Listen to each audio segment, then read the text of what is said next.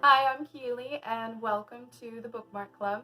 Today we're going to be reading The Lion Inside by Rachel Bright and Jim Field.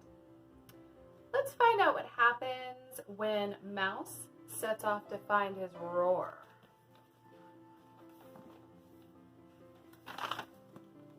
This book is dedicated to Lee Glade and also River.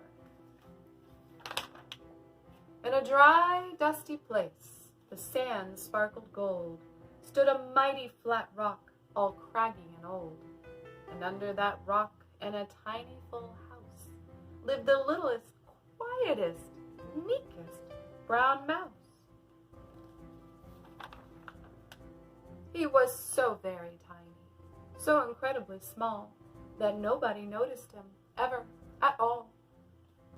Hello! He got stepped on and sat on. Ow! He missed out on stuff, ignored and forgotten. Ouch! His mouse life was tough. Meanwhile, far above, on top of the rock, times were quite different. It was Lion O'Clock. This huge, toothy creature made sure everyone saw how important he was by how loud he could roar.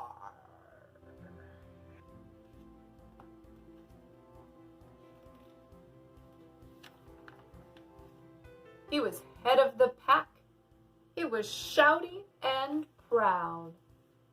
He loved flexing his biceps and wowing the crowd. Do you know anybody like that? Yes, all were impressed by this mighty king cat. If only, thought Mouse, I could be like that.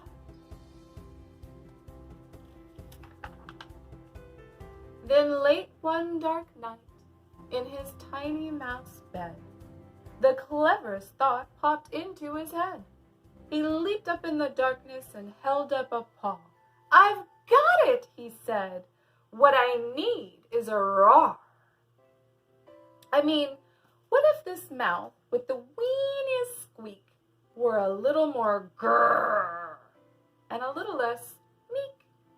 Well, he'd still be the smallest of fuzzy brown mice, but he'd make friends and join in, and life would be nice. Yes, thought the mouse, I must find out how. I will learn how to roar, and I will learn it now. But it wouldn't be easy.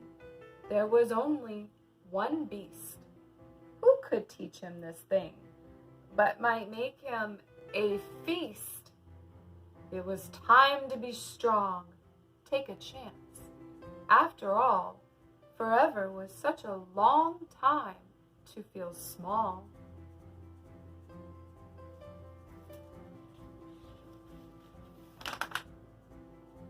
So he made himself brave, and he thought like a winner. He set off for the top, hoping not to be dinner. It felt like the scariest thing he could do. But if you want things to change, you first have to change you.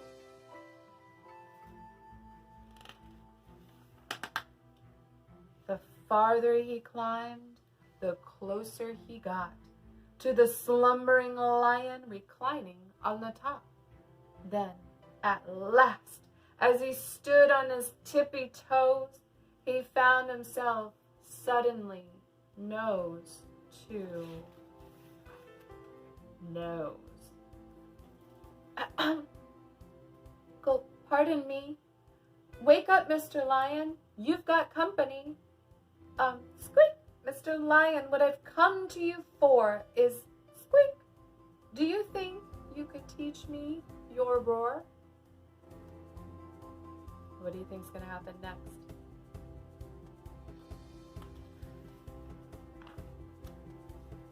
A silence befell that twinkling plain. Lion opened his eyes and puffed out his mane. Time went so slowly it felt like a week. Then he opened his mouth and he let out eek!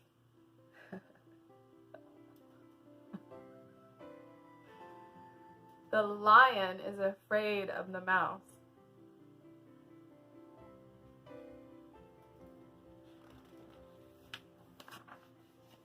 The lion curled up in a terrified ball. He didn't like this, not one bit at all. "Don't hurt me," he whimpered. "Oh, try to be nice." Well, this mighty great lion was afraid of mice. "Don't worry," Mouse peeped. "I'm here as a friend. Let's hang out together, be pals, to the end."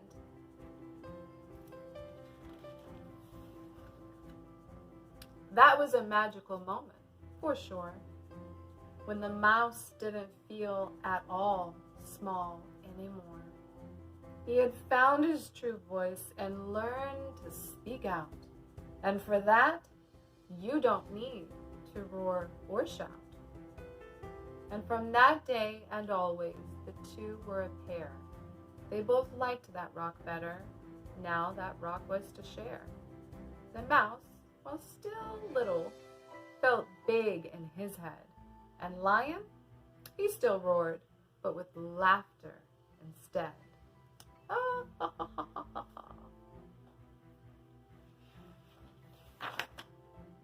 Yes, that day they both learned that no matter your size, we all have a mouse and a lion inside. The end.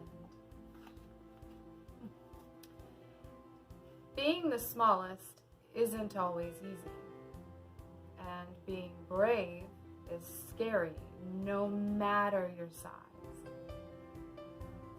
Inside all of us is a voice to speak out